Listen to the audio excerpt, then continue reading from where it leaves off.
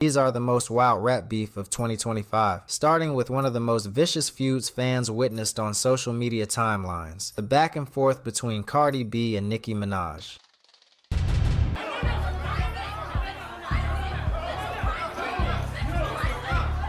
The long-standing feud between Cardi B and Nicki Minaj is far from over after the rappers rekindled their tension with each other on social media. Minaj allegedly insinuated that Cardi B inflated the sales of her new album, to which Cardi B responded with comments of her own on X. "Nothing more annoying than a bored bitch. And you must have missed me, huh, crazy? Now kiss my feet." The two rappers have a history of trading barbs, dating as far as 2018 during their infamous New York Fashion Week fight.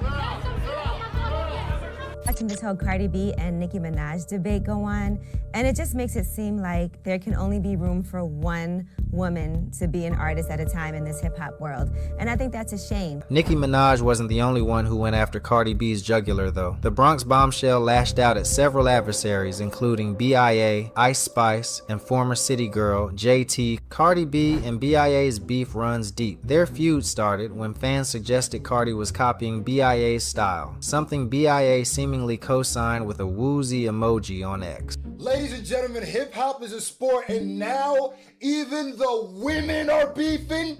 Cardi addressed it head-on in her verse on Megan Thee Stallion and Glorilla's Wannabe remix. Guess I'm a teacher since she wanna sub me. She did what, had no idea. Guess I'm the teacher since she wants to sub me. BIA wasted no time firing back in an untitled track where she accused Cardi of infidelity and questioned her pen game. One thing is, Cardi B has said to have had writers. That's one thing that is... In response to cheating allegations, Cardi went the legal route, warning in an IG live video. Bitch, put it on a song and put receipts out, bitch. Put receipts out. Make sure them shits is legit. Cause bitch, I'ma take you to court. In which Bia simply quipped, "Sue me? That's not hip-hop." Despite the scathing diss, BIA chose to hold back and said responding to Cardi was beneath her. But that wasn't the case for Pusha T versus Travis Scott, as Pusha T didn't hold anything back in his vicious verse aimed at Travis Scott on Clips's So Be It. Push unleashed scathing bars that tear into Scott without even mentioning his name. You cried in front of me, you died in front of me. Calabasas took your bitch and your pride in front of me. Fans commenting online that the beef was totally unnecessary. Pusha T explained that Scott's song Meltdown featuring Drake inspired the verse. In Meltdown, Drake appeared to call out both Pusha and Pharrell and referred to some of Pharrell's jewelry that he won at auction. I melt down the chains that I bought from your boss, give a fuck about all of that heritage shit. In response, Scott fired back on his recent hit, Champagne and Vacay. "Man, these old niggas kill me, know my young niggas feel me. Blue Bugatti, dodging TMZ, made 100 off of pushing T's. Now my phone on DND. Pusha said that Scott has no loyalty, a remark that Scott completely ignored. Meanwhile, Ice Spice and Latto did what no other feuding artists have done before. The tension between Latto and Ice Spice has been brewing since fans first pitted the two against each other for having similar Y2K inspired styles. The two rappers traded shots across Think You the Shit and Sunday Service, plus a few jabs on social media. Before long, the chatter turned into lyrical jabs, subliminal tweets, and subtle shade across interviews between the two rap stars. From alleged copycat poses to shady commentary, what started as a fan-fueled rivalry snowballed into one of rap's most buzzed-about feuds. On X, Latto uploaded a picture of a celebratory cake for her career with a jab at Spice, which is a direct reference to Spice's Think You the Shit. However, the two have called a truce through music with their first ever collaboration, Giat. While their beef inspired a new friendship, Thug and Gunna's has marked the end of a long-time relationship. Young Thug has yet to settle his beef with Gunna, even after he was released from jail following the YSL RICO case. Once inseparable, the two artists' relationship hit a turning point after Gunna was allowed to leave jail only after acknowledging that YSL functioned as a gang. "I love you to death," Thug admitted about Gunna. "I know you love me. We love each other to death, but we just go in our own ways." Their issues began after Gunna entered an Alford plea and got out of jail before the YSL RICO trial began in 2023. Thug,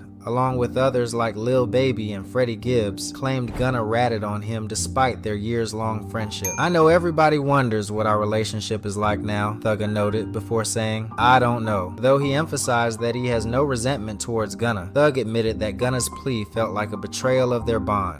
And I ain't lose no nigga to a tragic, or now I lost a nigga to betrayal, bro.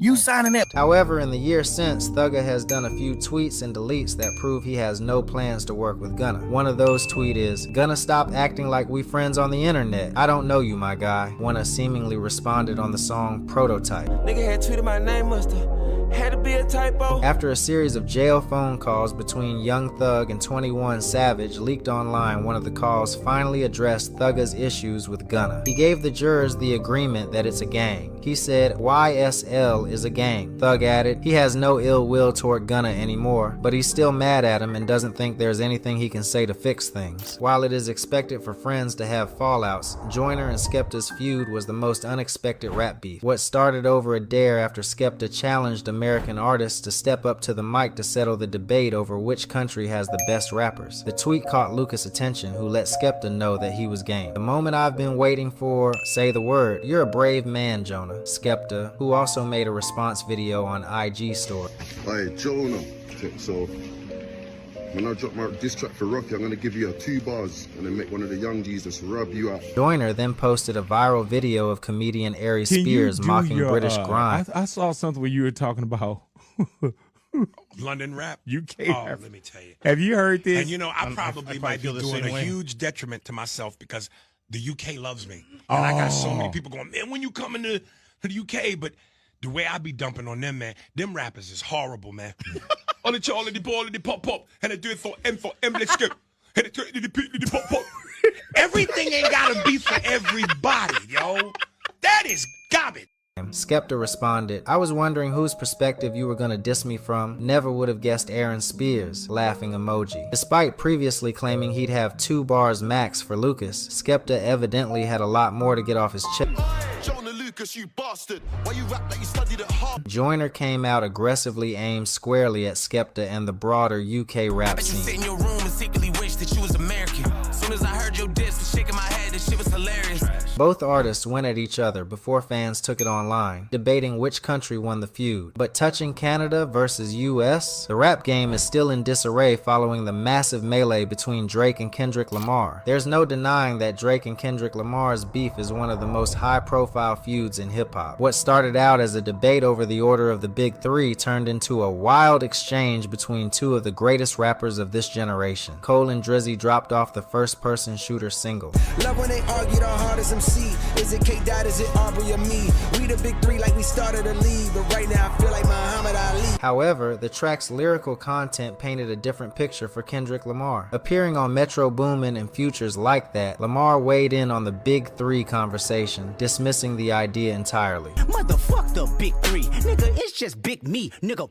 Drake responded with push-ups, mocking Kendrick's small stature, notably his foot size with the cover art. Lamar unloaded on all of Drake's insecurities, shortcomings, career, and perceived struggle to be accepted as a black man in Euphoria. He refers to various allegations involving Drizzy, such as allegedly getting fake abs and messing around with minors. He then took aim at Aubrey for purchasing 2Pac's ring and making a mockery of his memory, after a couple of back-to-back attacks with Meet the Grams and Not Like Us. Reactions were wide and far-reaching. Some fans felt the battle was over and crowned Kendrick the winner.